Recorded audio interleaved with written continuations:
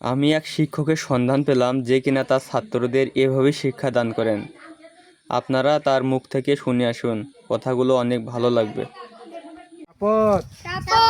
আমি শপথ করতেছি যে দেশের সম্পদ বিদেশে পাচার করিব, দেশের একতা ভালো চোর হিসেবে নিয়োজিত থাকিব। দেশের চোর ছাড়া আমরা কিছুই হব না। ভবিষ্যতে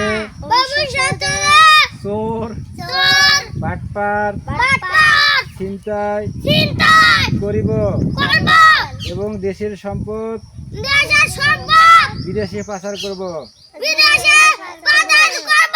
ধন্যবাদ সবাইকে।